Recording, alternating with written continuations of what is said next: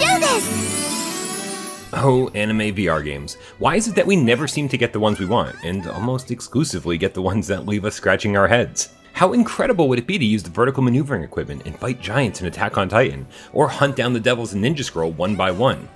Instead, we get barely interactive experiences like Spice and Wolf or cheap cash-ins like One Piece Grand Cruise. So where does Little Witch Academia VR Broom Racing fall on the spectrum of things that we really want versus the thing that they gave us instead? Well, let's check it out. But spoilers, it doesn't end well.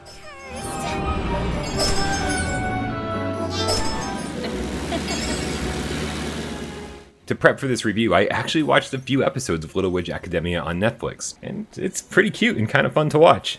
And I guess to appease fans of the show, about half the time you spend playing VR Broom Racing won't actually be spent racing brooms, and instead will be spent talking to these characters, to the point where it almost seems like a visual novel, although it's not a terribly interesting one. The voices are all done by the cast of the show, with options for Japanese or English, but within 20 minutes, you'll be jamming on the X button to blast through the dialogue.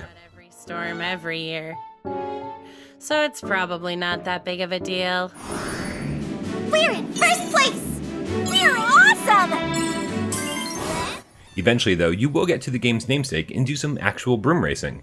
Now, you'd think Developer Universe would have at least supported a single move controller and pulled off a little hop along the Battleland silliness and let you put an imaginary broomstick between your legs and fly around the track. Instead, you're stuck using a DualShock 4, which, as you can imagine, does not feel like you're holding a broomstick.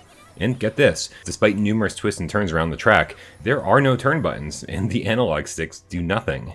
Luckily though, and contrary to the game's loading screen message, Little Witch Academia does not track your controller with the light bar, instead relying 100% on internal gyroscopes and accelerometers. So you can play this sitting in a swivel chair and turn at your leisure without worrying about losing tracking. And I've got to say, it's admittedly fun for a little while, but it's way too simple and doesn't delve deeply enough into the kart racing genre that it's striving so hard to emulate.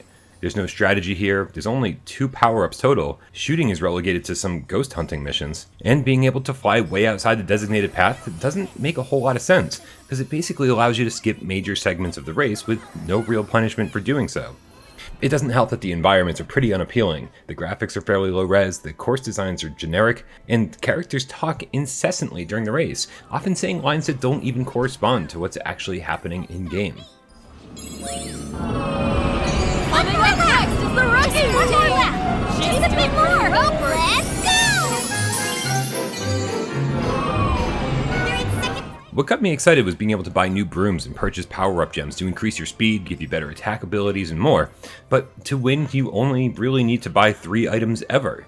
A Mars broom that gives you the fastest high speed, a number 1 and only that ups all your stats by 10%, and a Kavari that doubles the power of every boost you hit. The difficulty does start ramping up after a few races, but as long as you finish, even in last place, you're accruing currency. So just keep playing and losing until you have enough money to buy the good stuff, and don't waste your money on anything else. After 12 what they call training races, the big tournament unlocks. But the tournament is just the same race over and over and over again. It's a pretty lackluster way to end the game, and by this point you'll be so powerful and so fast that losing any race would take some major effort. We're in first place! First place! Wow, awesome!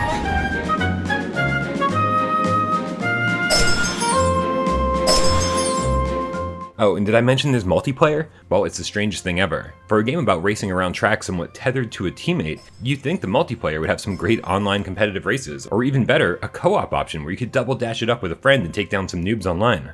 But all there is a free flight mode. 10 players can fly around a pretty big open courtyard, mess around with emotes, shoot beach balls, and that's it.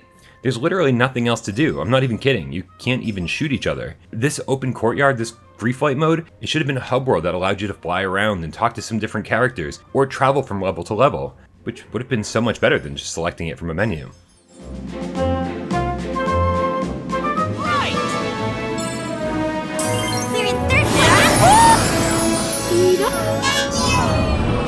For $40, I'm sorry to say that Little Witch Academia VR Broom Racing is the definition of a missed opportunity. The developers should have ditched the anime license and story completely, and instead made a more complete broom racing game that had actual online racing with better graphics, better controls, a more robust shop with better upgrades, and charged us about $20 less for it. If you're a fan of the series and desperately need a Little Witch Academia game, check out a game called Chamber of Time. Sure, it's a flat screen game and it's $10 more, but it's infinitely better than this. seriously?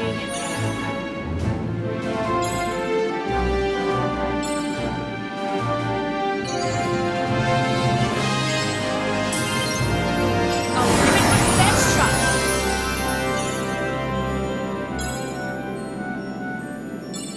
Eat up. A curse is slowing us down. I'll get you for that.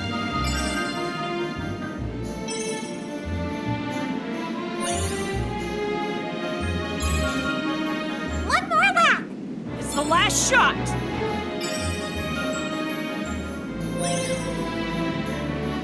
Eat up.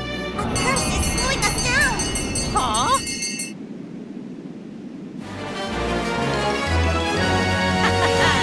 What do you think of that?